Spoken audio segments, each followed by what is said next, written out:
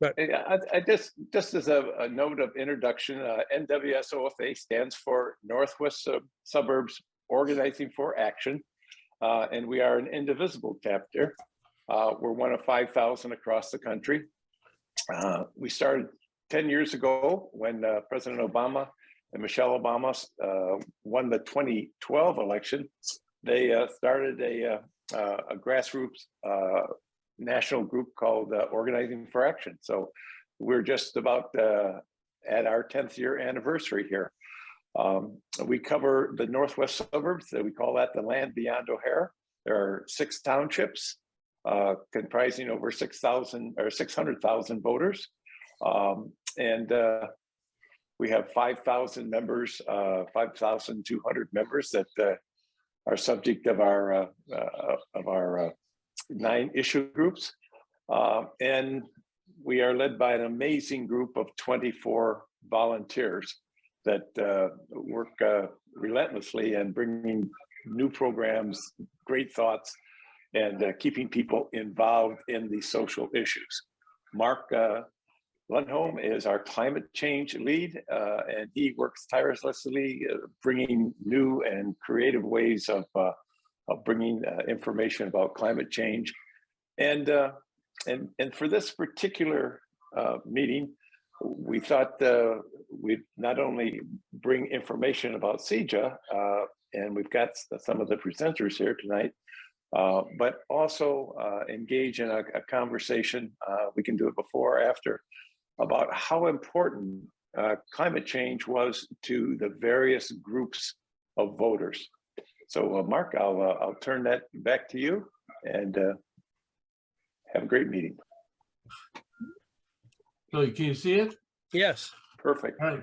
So I'll let Paul, you and I can share this. As you said, we had these two give their opening comments, and then we talked about the fact that the show was really about the Climate Equitable Jobs Act, and this was really the group that was involved in the Illinois Clean Jobs Coalition, Sierra Club, and Cub.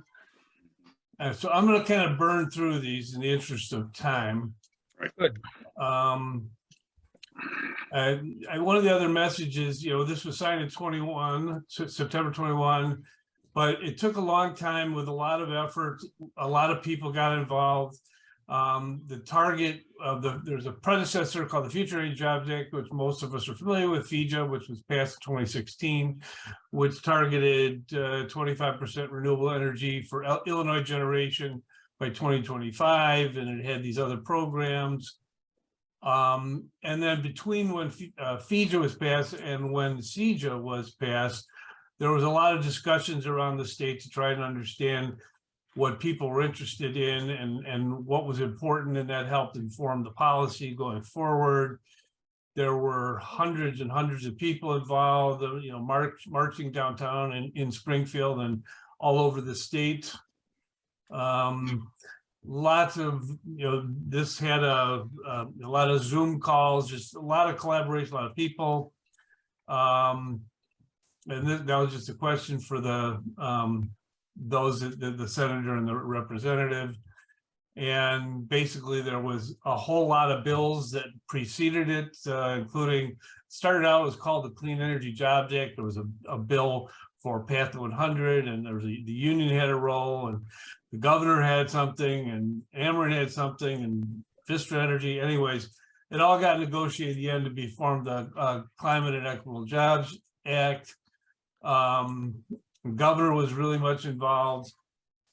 So this is basically kind of a summary of it.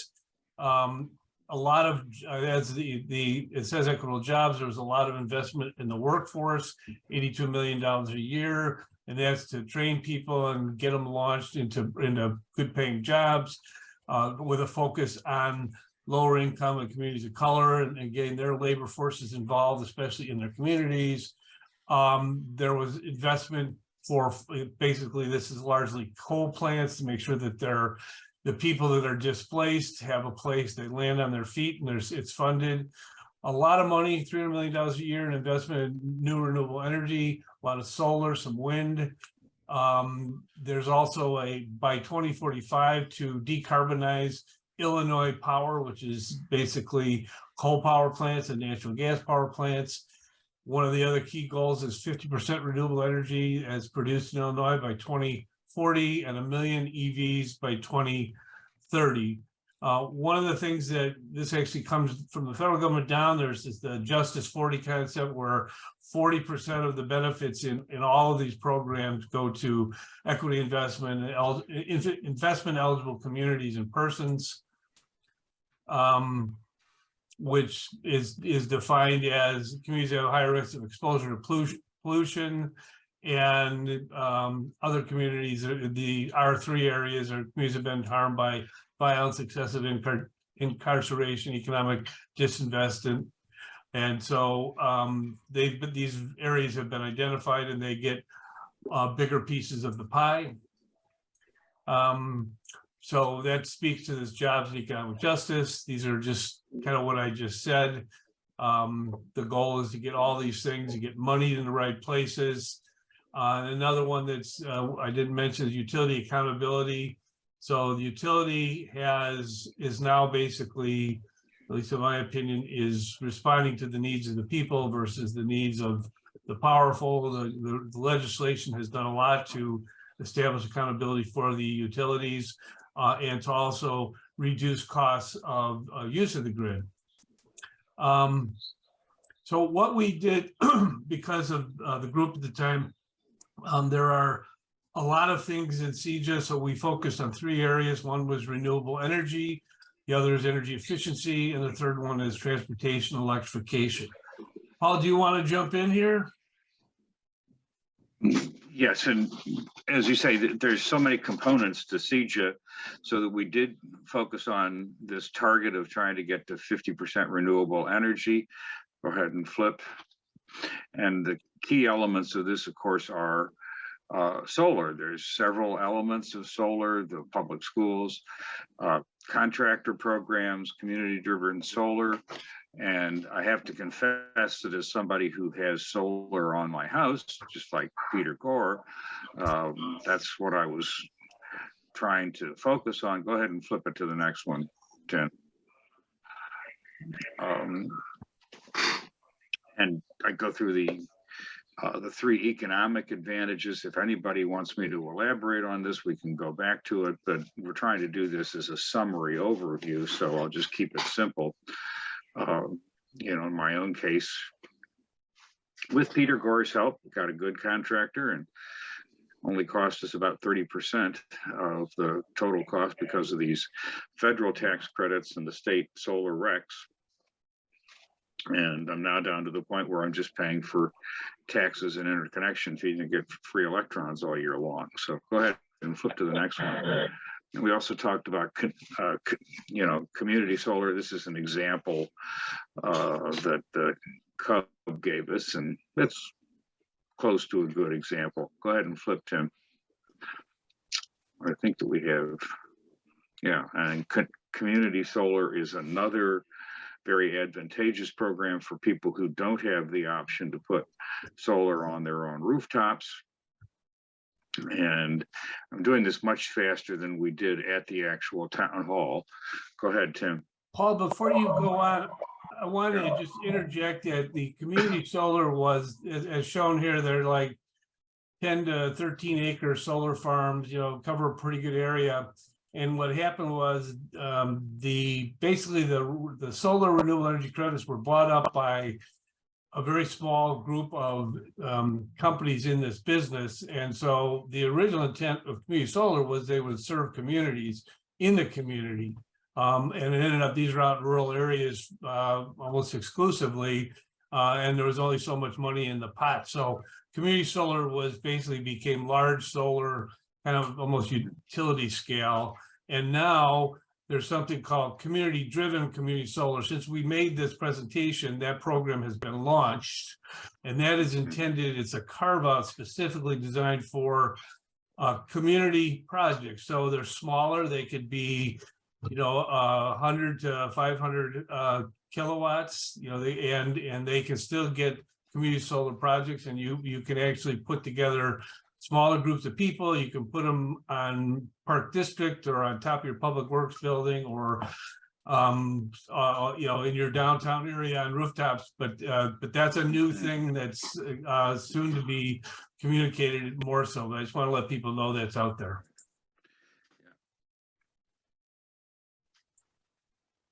And so then we were giving people examples of the relative advantages of the community solar program. Obviously, you save a lot more by having your own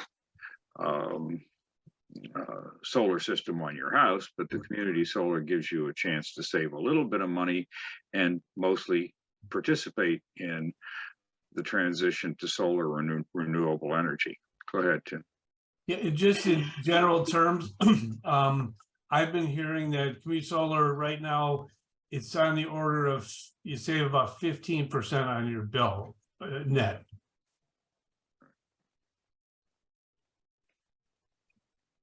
And this is another one of the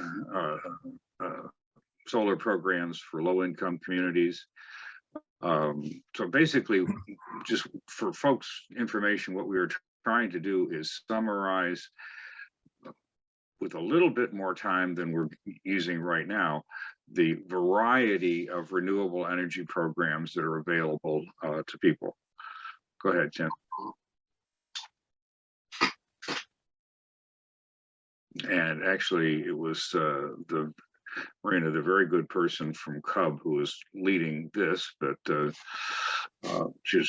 they're involved in supporting these Grow Solar programs. Grow Solar basically means if you wanted to put solar on your home and you signed up with MREA, the Midwest Renewable Energy Association, and through Cub, that you could get a discount because you're basically buying it with other people in your zip code. So if you get 4, 5, 10 people, you can get up to 10 or 15% off the installation cost of your solar. It's not active right now, but they've been doing it kind of every spring, summer. It's a good program if you want to put rooftop solar up. I guess I will pick this up unless we wanted some volunteers, but basically in FEJA, the Future Energy Jobs Act, there were programs to improve energy efficiency in homes and businesses, et cetera. There was a focus on low income energy efficiency, and there were some goals to target the amount of reduction in energy consumed in the two big utilities through a whole bunch of programs. Energy Star is a good example people are familiar with, energy efficient furnaces, LED light bulbs, et cetera. So there's a lot of money that goes into assessing the home, providing low consuming appliances and lighting, and insulating buildings and things of that sort. And in CEJA, the goals have been increased from 21% to 30.5% and 22% in the Ameren territory. There's also some financing programs that have been are involved. This is just, I'm not going to go through the list, but these are, if you have an assessment, you call ComEd, they'll come in and they give you all this stuff. I did it and I got, I don't know, 15 LEDs and a new shower head and blah, blah, blah. And then all these other technologies. And ComEd actually, in their last mailer, they're now offering EV chargers and LED light bulbs at discounts. And and this is part of CEJA. There you have the what's called AC cycling. So if you allow ComEd to control your air conditioner, it's called demand response management. During hot periods, like they'll shut it down for an hour, they'll compensate you for it. There's also a number of programs, hourly pricing. Basically, most people pay an average rate of, I'll just say, 7.8 cents per kilowatt hour. And if you go on hourly pricing, the price changes every hour and it relates to the cost of generation. There's also, so that changes every hour. There's also a time of use where they do it in blocks. So from midnight to 7 a.m. and 7 to 11, et cetera. you get different rates. But the whole idea is to encourage people to use electricity off peak and not on peak. And this is peak time savings. They've got another program where if you can cut down your peaks, they'll give you a compensation on your bill. This is about electrification of transportation. This is my house. I put solar on the roof to support my Chevy Volt. So I actually do charge my vehicle with the sun. And I was able to get solar incentives, EV incentives, the charging incentives. And I'm looking at energy storage, which will give incentives too. So this is just my personal case study. And right now there is, this is the electric vehicle program that the state of Illinois from CEJA, there's a EV rebate and EV charging rebate. So there's a $4,000 per EV rebate. EV. There's also a rebate which has not been released yet for the EV charging, the infrastructure and the stations. It's up to 80% of the cost. And then there's a program coming out next year called Beneficial Electrification. And basically it's the integration of solar, EV charging, energy storage, exchanging electrons between your vehicle and the grid. And there's, so the idea is this is all kind of one system that can be smartly managed. The goal is to reduce the demand on the grid, reduce consumers' costs, and all the while reducing greenhouse gas and pollution. And the IEPA is the one managing these programs. For those of you who are interested, and I can share these slides with you, these QR codes basically get you to the websites, which get you to those for information and for the incentive programs. There's also something called the Reimagining Electric Vehicle Act. It's Governor Pritzker's one of his projects to incentivize jobs in the supply chain for EVs and EV chargers in Illinois. There's also a program under the Infrastructure Investments and Jobs Act, or the Bipartisan Infrastructure Law. One's called the National Electric Vehicle Infrastructure, which the goal is to get fast charging every 50 miles on the interstates. The government will pay 80% of the total installed cost. It's a huge incentive. And this is more for commercial, like EV charging as a business. These are going to be these 450 kilowatt fast chargers at each station within a mile of the interstate, and they have to be every 50 miles. The whole goal here is to establish, eliminate range anxiety. There's a sister program. The NEVI program is $5 billion, and Illinois is getting $148 million and starting to spend next year. There's also what they call a private public charging and refueling program, which is half that, which is EVs and CNG. It's starting sometime next year. So there's a lot of money being pumped into getting infrastructure out and about, so people aren't worried about range anxiety. There's programs for buses, ferries and ports, bus facilities. Again, if somebody's interested, there's some information at the QR codes. So there's also in the Inflation Reduction Act, which passed this year, there's a $7,500 credit. There has been for some time, but a lot of vehicles, like the Teslas, have been capped at a $200,000 quantity, and so they were no longer able to offer that. That cap's been removed through 2032. But there's also kind of a catch that both the vehicle and the battery have to have prescribed amounts of US content in order to get the full amount. There's also a used EV credit, or for $4,000 credit, 30% of the sale price, whichever is less. There's a sale for commercial EVs of 40,000 credit, over 14,000 pounds. And then there's investments in charging stations, 30% credit up to $100,000. So these are federal programs that can support CEJA. If you're interested, here's some more links and about what they have. And if you're interested in learning more, CUB's got a good EV buyer's handbook. ComEd has actually had a pretty good website on making good decisions about EVs and EV charging.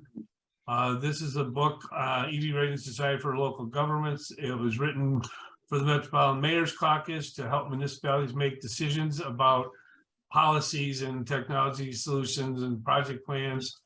A couple other things here. If you want to know how to find stations, there's something the government, the Alternative Fuel Data Center Station Locator, and then PlugShare's got a good one. And if you're interested in understanding current laws and incentives in Illinois federally, there's incentives in law at the same Alternative Fuel Data Center. So again, some good links if you're interested in learning more. One other thing that's ongoing is there is a Clean Trucks MOU, Memorandum of Understanding. There's basically, as you see in this chart here, you know, the total greenhouse emissions of the U.S., it's the highest segment is transportation for greenhouse gas. So, and as we all know, when a truck drives a mile, it spits out a lot more greenhouse gas than a car. So the goal here is to start imposing requirements for, it says 30% in trucks and buses, must be electric by 2030 and 100% by 2050. So we're trying to get an MOU signed to do that. And I think that may be the end of it. Yeah, there's some information on CUB. And if you're interested in getting involved, you can join the Clean Jobs, tie into them. And I think I can turn it back over to you. How'd that go? Tim, there's a couple questions in the chat. Tim didn't realize he was giving the presentation tonight, but I guess he is. I do this in my sleep. Thanks, Tim. Yeah, good job. But, you know, I know that we had CUB on before talking about, you know, their plans for trying to get decarbonizing in our homes and our driving and all kinds of stuff. So that's another part of this. I think the thing about CEJA was that it was not easy to get past. There was some problems getting it through, but we did get it through. And I don't know if Paul and Tim, you want to comment on that, but it was a near thing and I didn't realize it, but it's a real feather in Illinois' cap that we got it through. Yeah, I think downstate had a lot of, you know, coal is much more important in Ameren territory downstate, and they put up a big fight for a long time, a lot of absurd requests, but they kept delaying things. That was a big thing. And then so they got some consideration for the, you know, the displaced workers and how to deal with the transition from coal. So that was part of it. Also a lot of fighting over the natural gas power plants. Those decarbonizations, we want to get everything done by 2030, and it got extended out to 2045 for the natural gas plants. But you know, they will largely be gone in 2035, and the coal plants will be gone somewhere between 2035 and 2040. The nuclear power plants are still a question mark. They are not right now out. And part of the problem, one is there's a lot of jobs. The other one is they are a zero emission power source. And the other thing is, if we were to shut down all the nuclear power plants, which is like 54% of the state's power, we would be all in the cold, in the dark. So you can't just suddenly build a bunch of renewable energy, you know, wind and solar. We need to have energy storage because the sun doesn't shine at night and the wind doesn't always blow. So if we're going to get rid of nuclear, that's what has to be done. And that's the transition. That'll take, you know, I'll just say 20 years, 30 years to get there. And by 2040, we probably will be able to talk about shutting down nukes. And that was a lot of the discussion. Jim, what do you got? Yeah, a question. So when you went through the goal was 1 million EVs by 2030, but also shutting down fossil plants. How's that coordination going to happen? Because as demand goes up, we're taking capacity out. So that's who manages that? The utilities. I mean, the whole beneficial electrification plan, the centerpiece is EV charging, and coupled with solar, local, they call it distributed energy resources. So the idea is that you're not generating at the central power plants, you're generating local, like on rooftops. And the idea is that if you add all the new rooftops and parks and these community solar farms, they will offset the power generated by these fossil fuel power plants over time, little by little by little. And until we get to that point, we can't shut those plants down. But once we do, and if we keep pumping money into the renewable energy credits and such, we can build up that capacity. That's the theory. Then the question that comes out of that is the grid. So, you know, how do you get all that power from A to B to Z? And that's what ComEd is working on. And they are, I'm working with ComEd on a number of projects, and they are very well aware of the challenge, and they're studying it in all every which way. And I always look at it like, you know, I don't know, 110 years ago, we didn't have, you know, but 10 light bulbs in Chicago.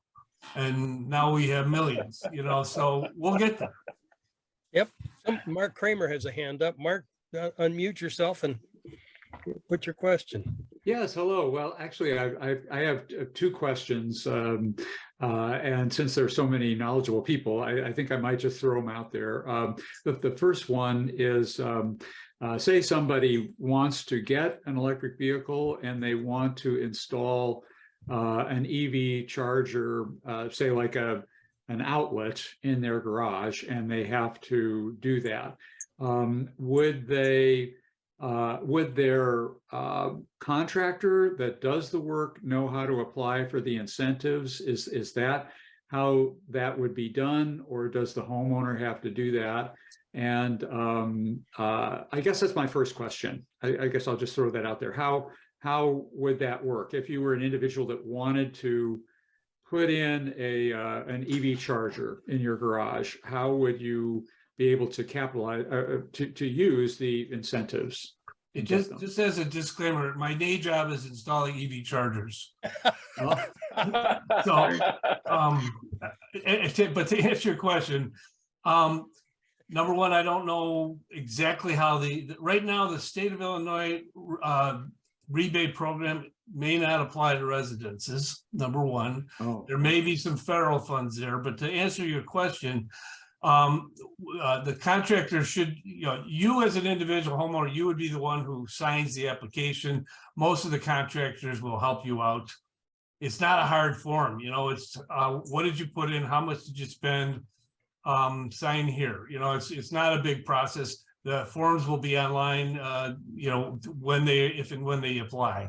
Right, but the contractor should be familiar with the process. Right. So the contractor would help you do that. Yeah. Okay. Well, that makes sense. One last thing is an important thing. So the ICC, the Illinois Commerce Commission, keeps a database of certified electrical vehicle charger installers, just like they do for solar, on their website. And if there are incentives, then as it goes to the same form as past incentives, you must use an ICC certified installer. So if you don't, you may not be eligible for rebates. So just Illinois Commerce Commission website. Okay. Well, that makes sense. And then just the other thing was I've heard much of the time that in order to really grow the use of the societal use of renewable energy, that we're going to have to make additional investments in the transportation of the electricity from the solar fields to places where the most electricity is consumed.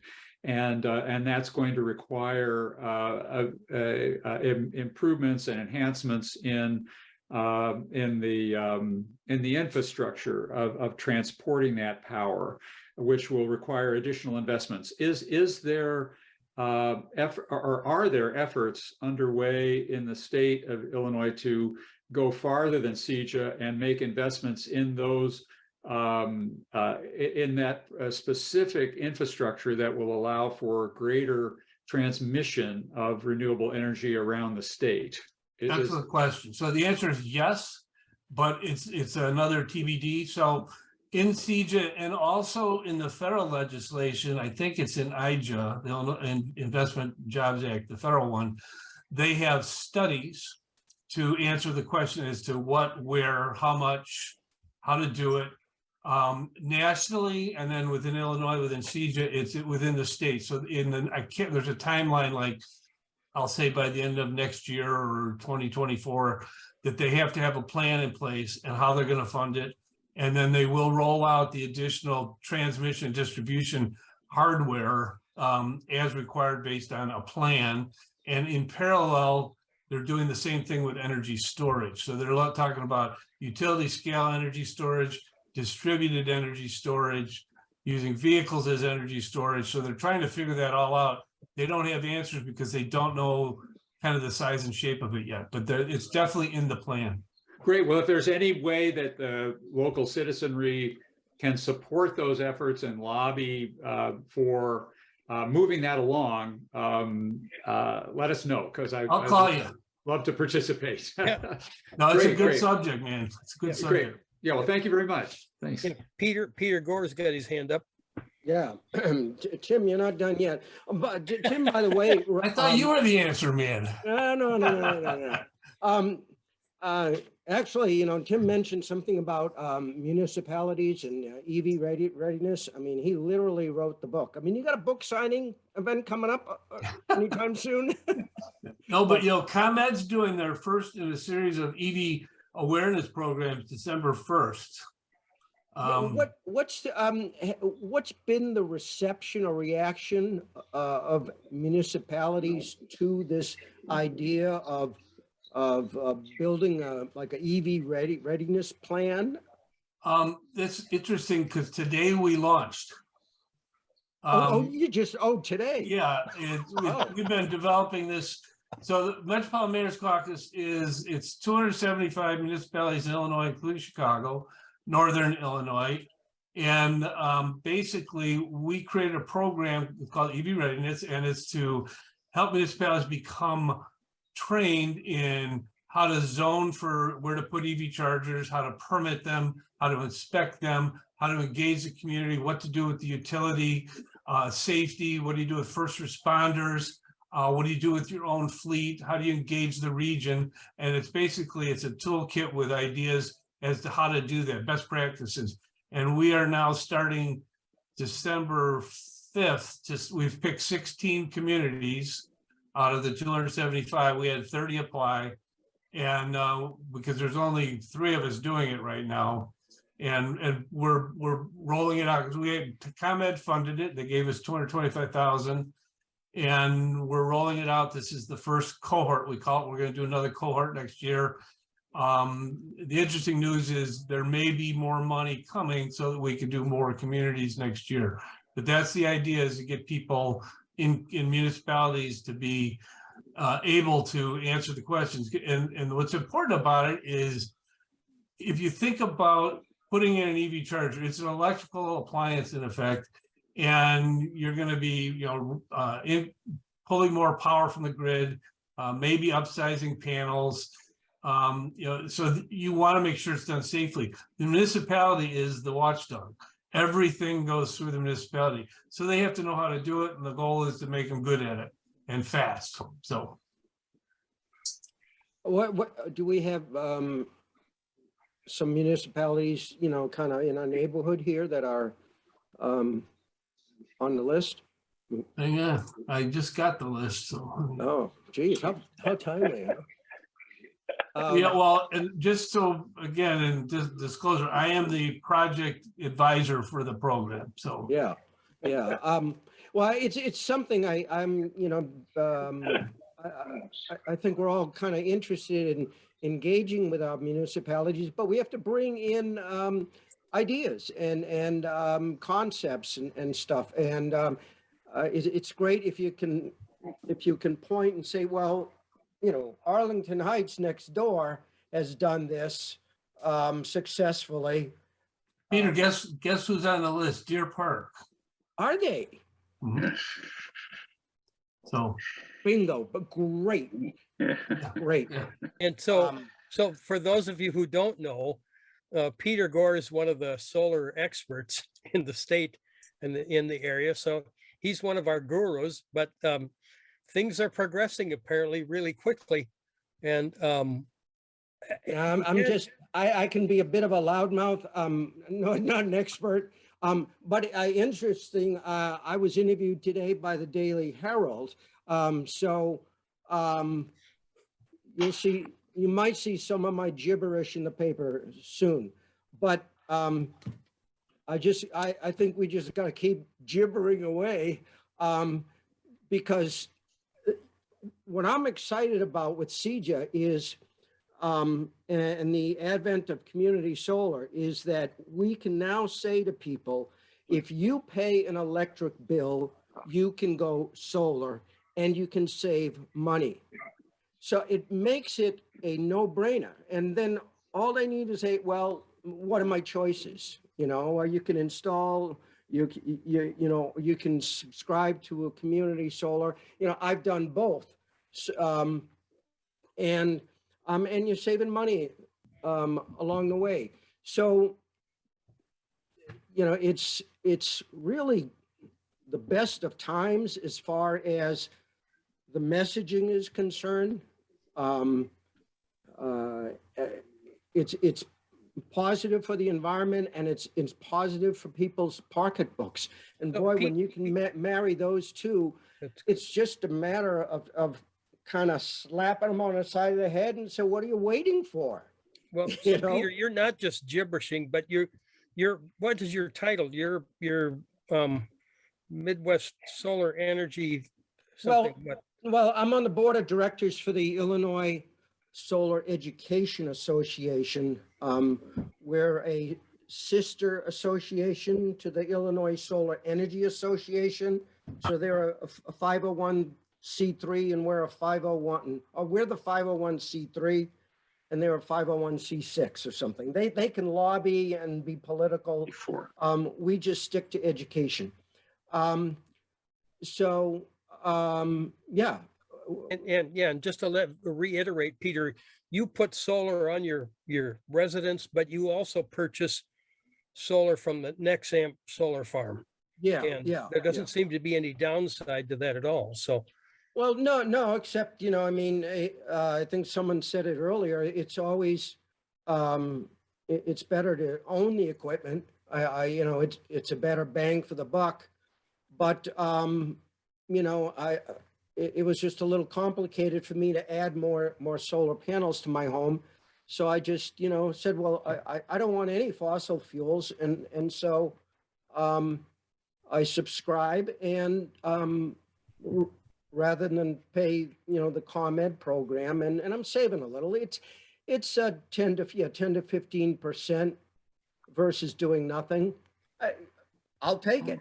yep. You know, I mean, If I could just jump in really quick and just dovetail with what Peter was saying, I had a little project this past summer going to farmers markets in Chicago, and Cub has they have a very good website on community solar, and one of their organizers printed out a flyer for me that included a QR code with a link to their page, their community solar page, which includes several companies that were to whom you can subscribe.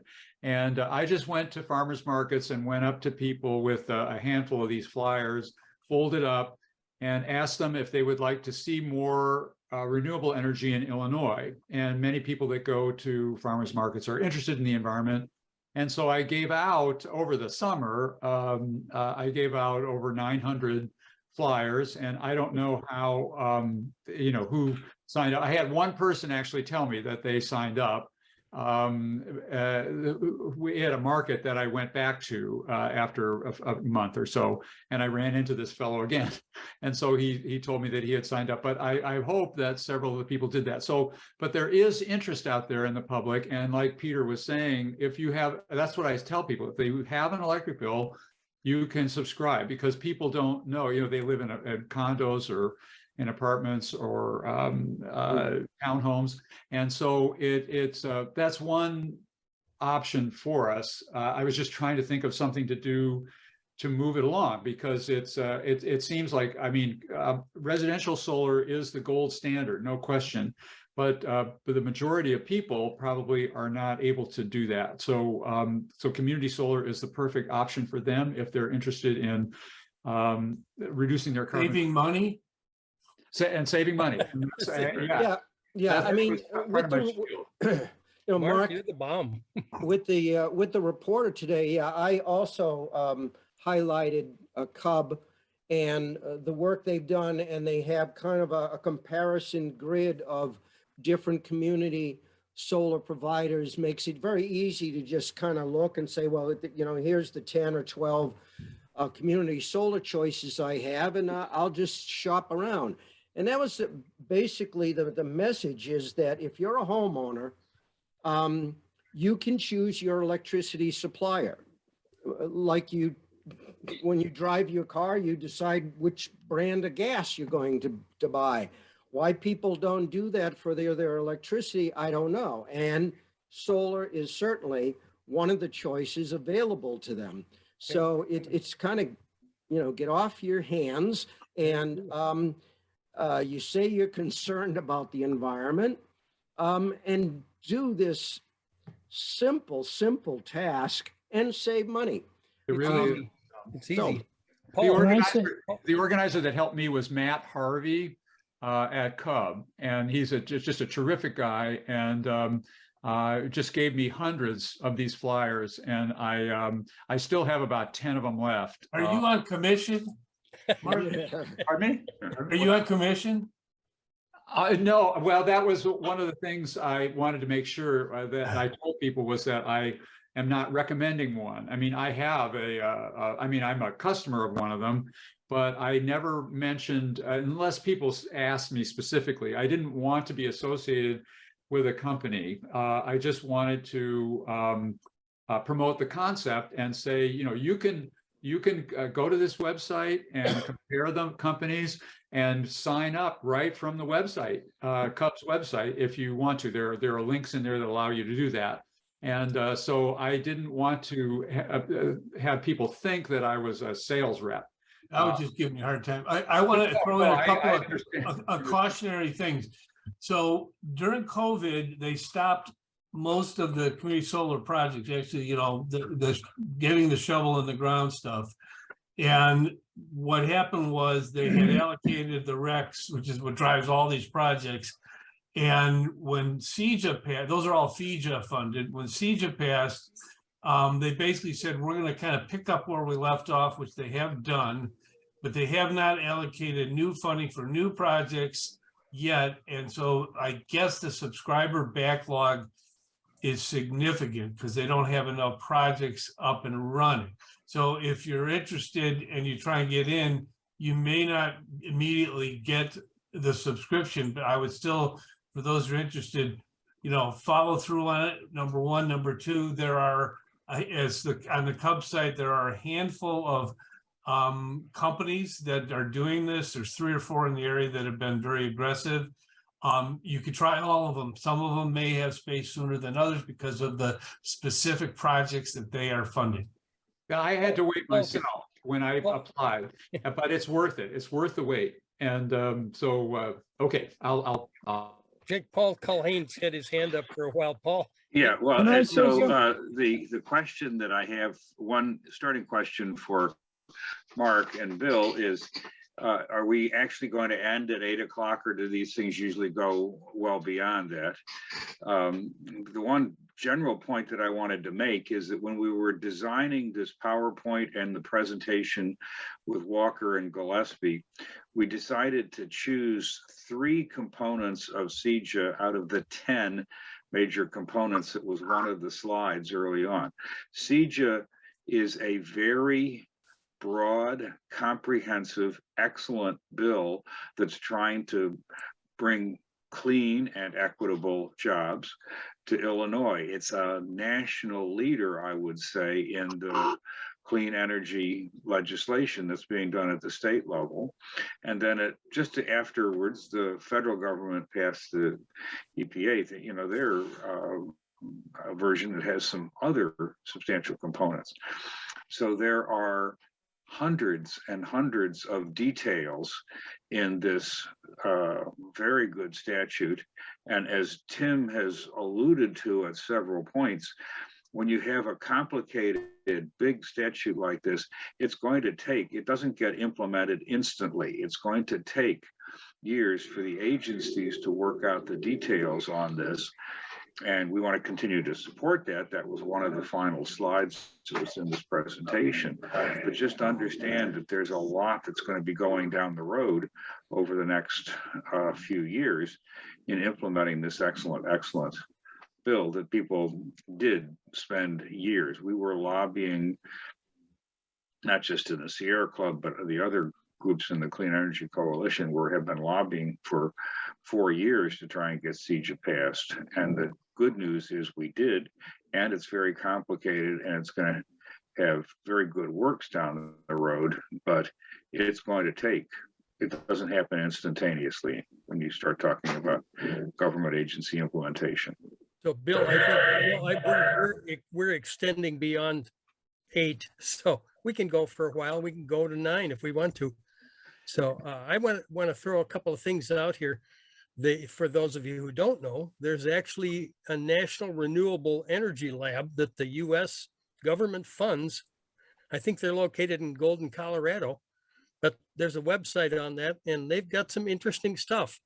And I think they put out a study on nationalizing the grid east to west that's really cost effective. And I think the IRA jobs, the infrastructure has money in it for that. That is huge bang for the buck.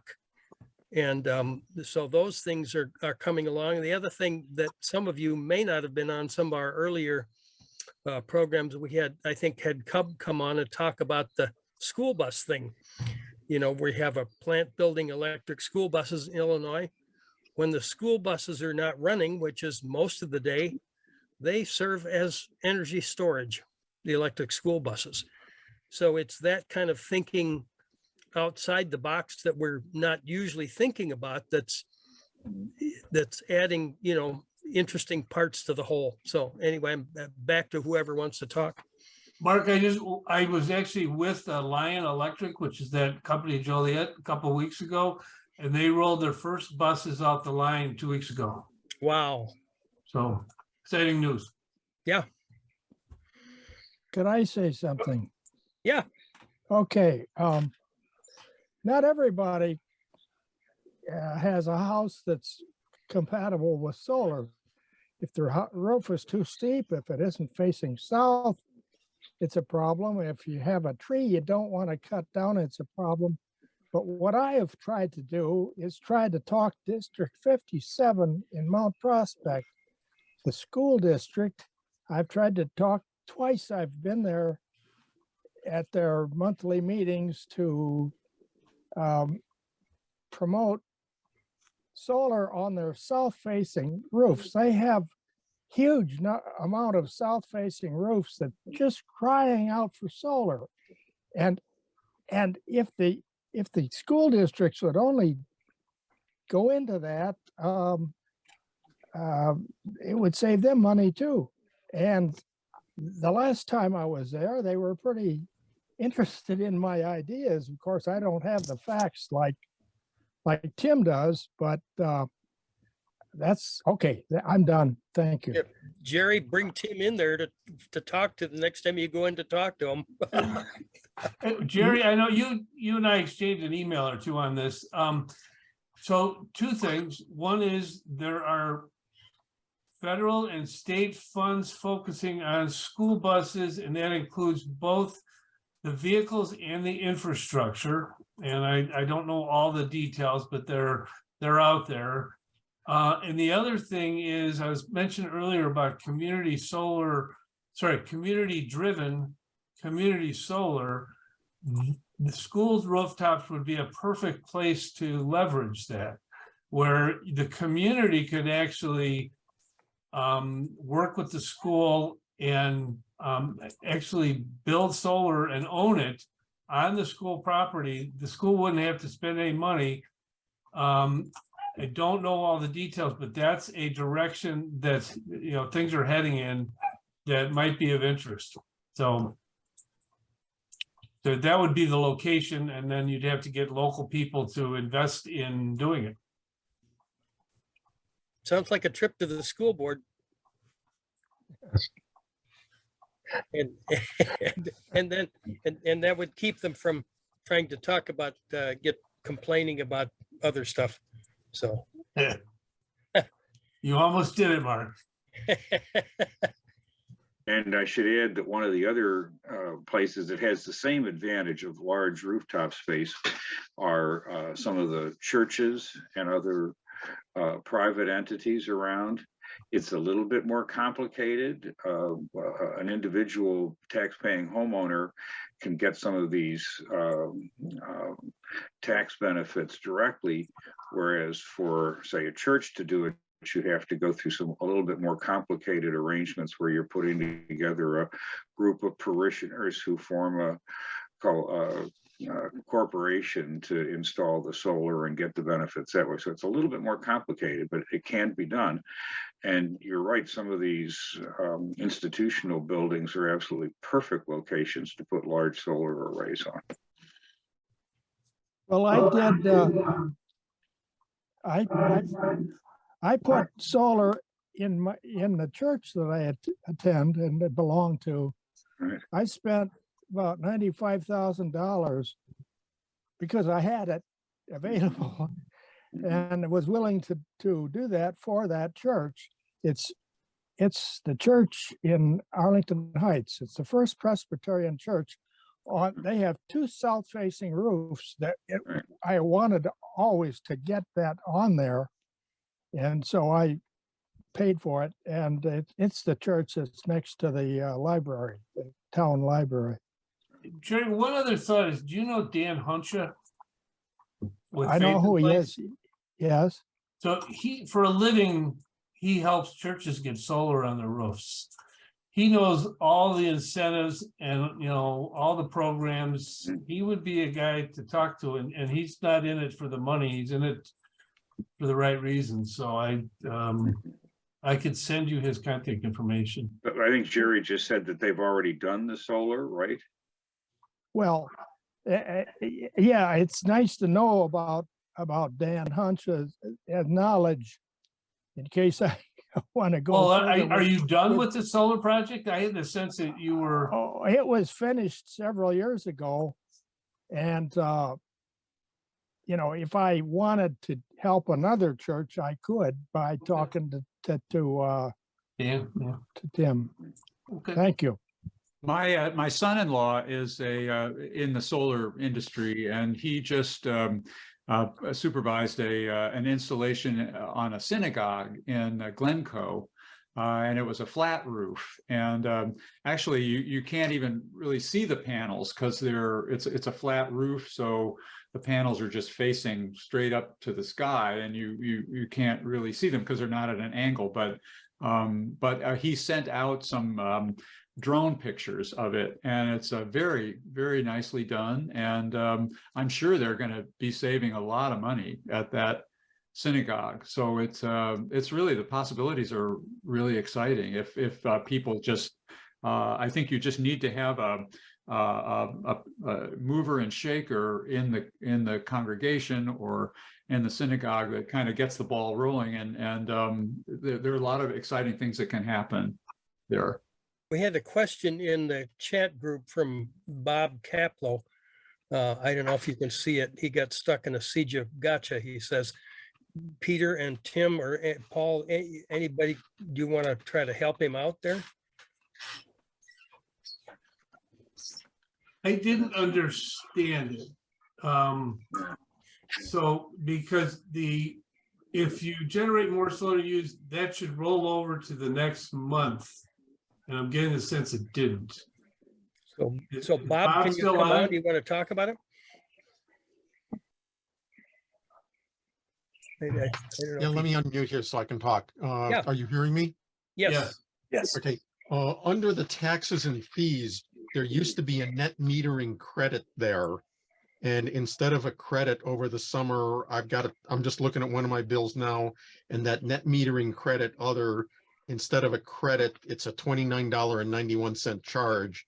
And I'm told that there's something that's removed from people's bills when we have spikes in the rates like we had this summer. And because I'm producing, I ended up with a charge on my bill instead of a credit. Okay, are you on time of use or? I'm on both hourly pricing and net metering, but this says Okay. net metering credit. It's not a time of use credit. I think they now call it a net metering adjustment. That, I think they changed the name of it, yes. Yeah, because a credit should have a negative sign in front of it, and it Yep. doesn't. So, and I actually called them on that and said, I don't understand how I have to pay for a credit. And then now it's called an adjustment, but they couldn't explain to me what it was and why it was there. And I went through the same experience. I talked to Cub, I talked to ComEd, and I talked to somebody else about it, and everybody said that it's apparently something that is buried in CEJA that wasn't an Yeah. expected result. I think that's it. ComEd and those people are so smart. You're not going to get anything by them, and they're going to finesse their way through some of these bills and still make money at it.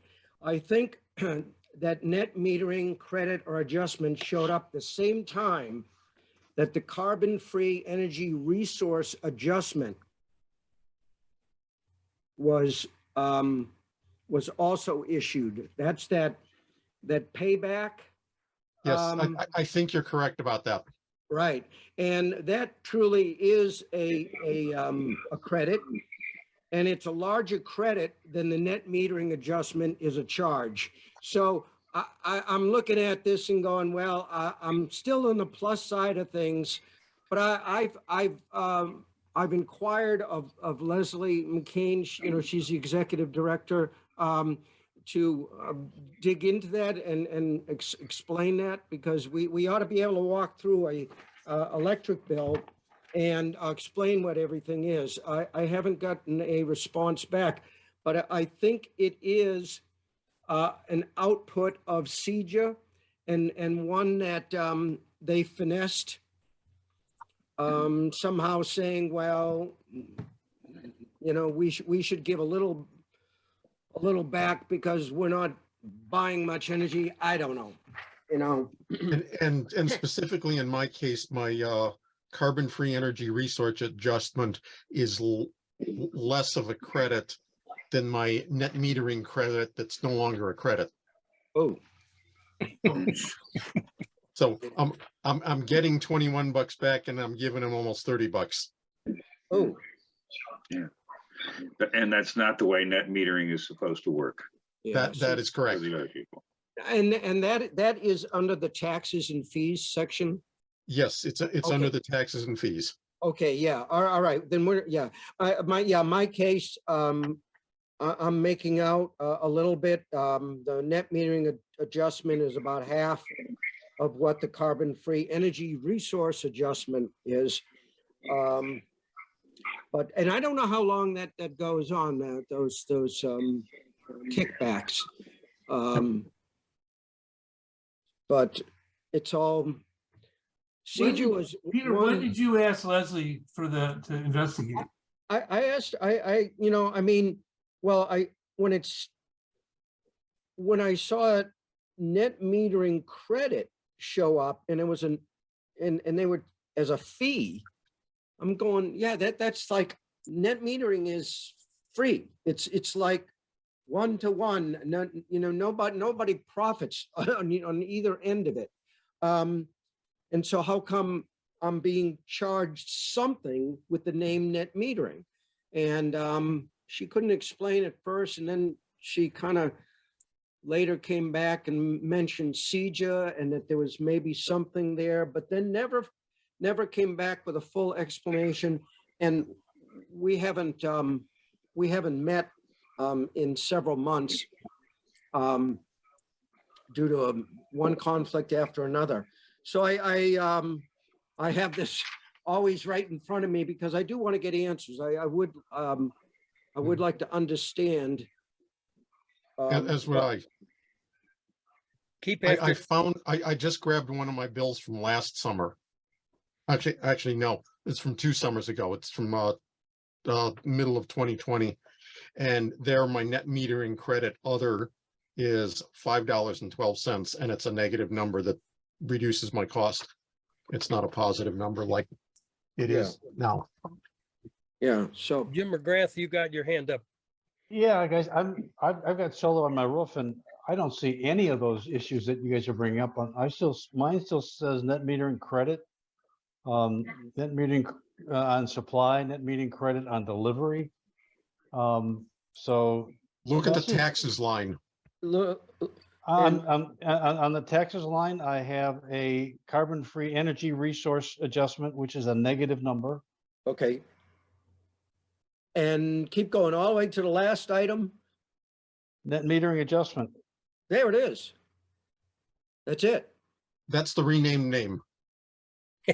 Yeah. Well, but They used to call it credit, but it's a charge. So they changed it from credit. And rather than use the word charge, they say an adjustment. An adjustment can be anything, you know? Sounds like a Reaganism. Okay, but you know, in spite of all that, my electric bill was $14.14 a month. Yeah, but I still, you know, if I'm going to give ComEd even a nickel, you know, they need to earn it. Yeah, I mean, I'm not paying for any electricity, basically. It's just fees. Yeah. Fees and Oh, taxes. I know it's, you know, and, you know, we're getting that new energy resource adjustment. Like I say, I'm net positive, but here they are once again, you know, picking our pocket, and what are we getting in return? I mean, just give me something. I mean, all right, send me a few light bulbs then or something, but I mean, give me something. And the only way I'm going to get it is if I become a kind of a shareholder. But yeah, I mean, I called ComEd and I said, what is this charge? It's on your bill to me. What is this charge? And they said, oh, that has net metering. We're going to send you to the net metering people. Oh, yeah. I boy. went to the net metering people. What is this charge? You run the program. What is this charge? You had to tell someone, put this on my bill. We'll have to get back to you. Yeah, Peter, that's new, you know. I have found them to not be very helpful at all. About no. the beginning of this year, I had to change from Vistra back to ComEd, and ComEd claimed they never got the notification that I was changing. Vistra claims they notified them, and so I took it to whoever you applied to, the Commerce or whatever. ICC. They had to get involved, and finally, and then Vistra came back and said, "Oh, we told them all about it," and I'm like, "No, they didn't." Yeah. Well, I want to. I'm, you know, it's not a lot of money, but I'm just curious, and Yeah. and ComEd is, you know, they're going to rip us off every chance they get, and they will. Yeah. and they're in court, you know, defending themselves. But you know, if I do find out something, I'll let people know. But you know, it's just. And Peter, I just wanted to quickly mention, we met a couple of weeks ago at the MCC Green Expo. Oh, yeah. Yes, we did. Oh, yeah, I remember. Yeah. Good. That was fun. Yep. Other than the fact that it was too cold out and rainy outside to show people electric cars. Oh, yeah. I was glad to be indoors there. But yeah, it was good to kind of start, you know, meeting with people and you know, and it was fun. I could engage everybody that came down the aisle with, now that we have community solar. And I was surprised how many people don't know what community solar is, even though I think there's a fairly sizable project up that way. So actually, I'm going to be going back up there and talking to the Green Drinks group in early February and continue, the discussions.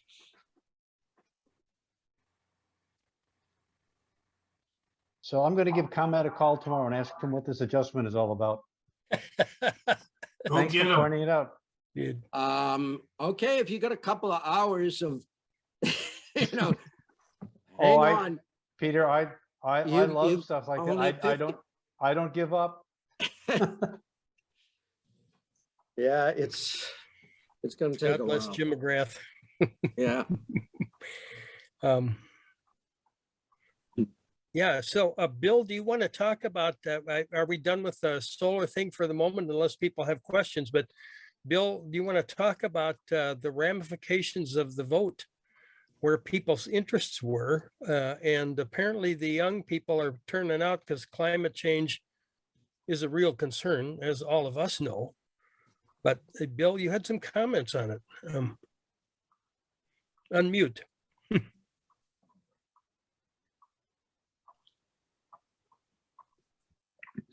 There you go. Very good. Yeah, and by the way, everybody check your chat, because Bob had some really great comments in there about an array at ABT of solar panels, and I thought that was really interesting. IKEA is now selling solar panels too, so that's interesting. Yeah. Yeah. So everybody's been looking, and all of our issue groups have been looking at the impacts of social issues on the elections, and did they have a sizable issue or not? I mean, right before the election, 51% of people said it was the economy, stupid. That's all we're voting on. And something like 11 or 12% said pro-choice, 11%, I believe, said climate, and it was all down in that 10 or below level for the rest of the issues. Then the elections happened, and everybody looked, wow, what happened? How could we be so wrong? Particularly those that were talking about the red wave, and they were talking about it a kind of a red splotch now. The results that I've been reading about have been centered around the amount of the youth, both the Gen Z and the millennials. Interesting enough, the millennials today are the Gen Zs that voted for Barack Obama. They've just gotten older.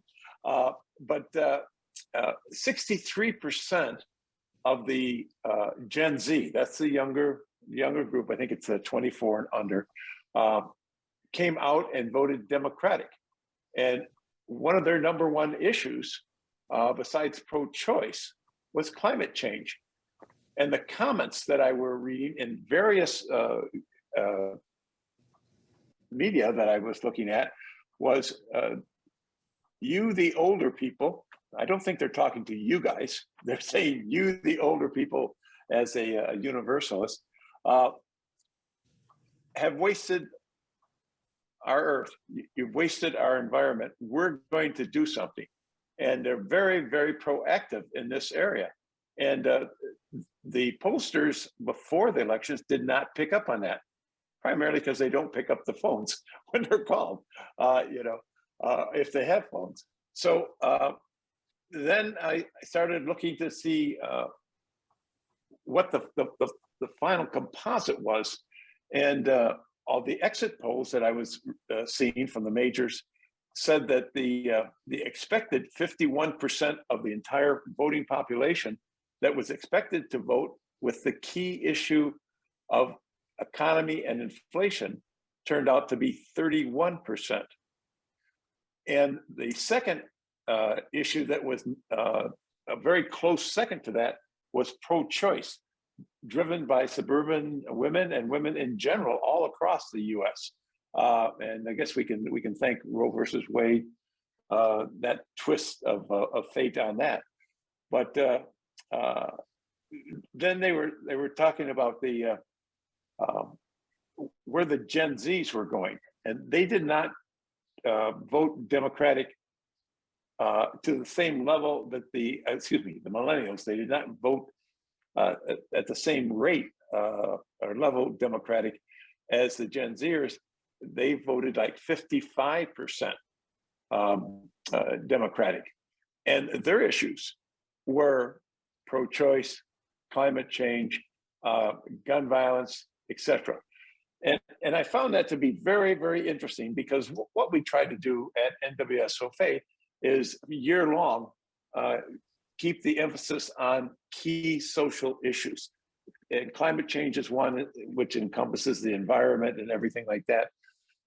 And I really wanted to see if other people had a sense on that. Now, I just want to come back to the youth vote. It was strong. It was not as heavy as the presidential election, but it was something like 17% higher than an off year, the 2018 off year election. And in many areas where there were very tight races, they're saying that the youth vote literally saved many of the seats in the House for the Democrats. And yet, I mean, at the end result, we lost the House, but in fact, it's going to be a lot less. It's going to be more difficult for the Republicans to oppose Biden on many of the issues. They can oppose them, and they certainly have the controls in the purse and other things like that.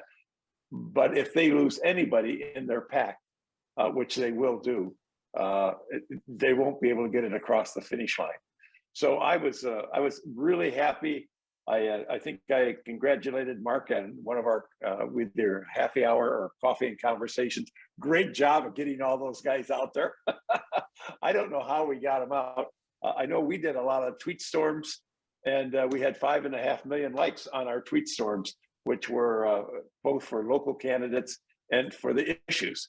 So we really were pounding this area in particular, and we hadn't seen any kind of response like that. And I kind of think, well, that response is probably Gen Z, millennial. So I hope so.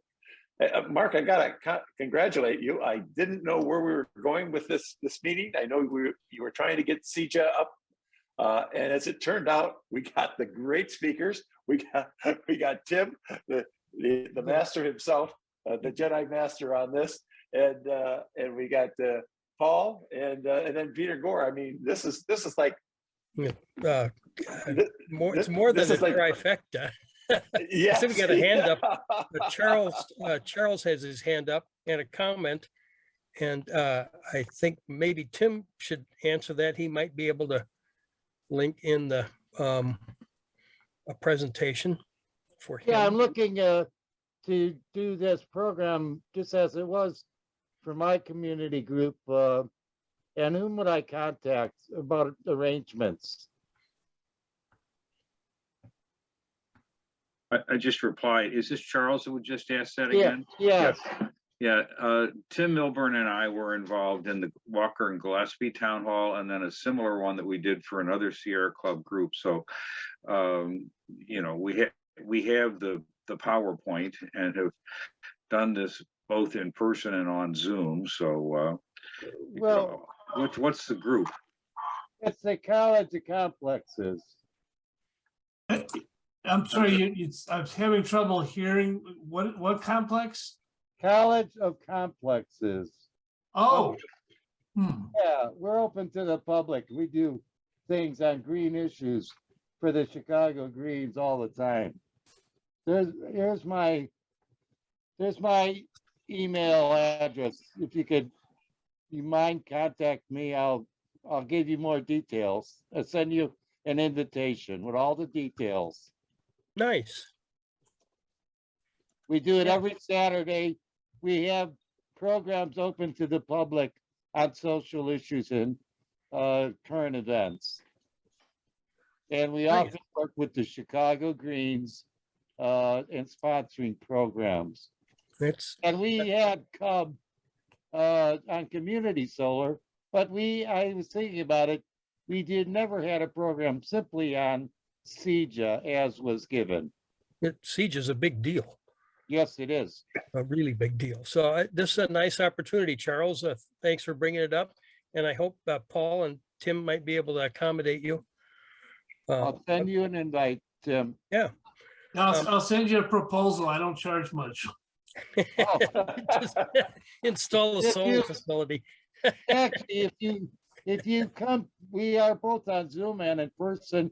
If you come to the restaurant where we meet, we will buy you dinner. I was kidding. Yeah, that would be great too. I'm just, Oh, we do I've that. done, this is, I think, my 10th CJA call in the Well, last year. And So- also this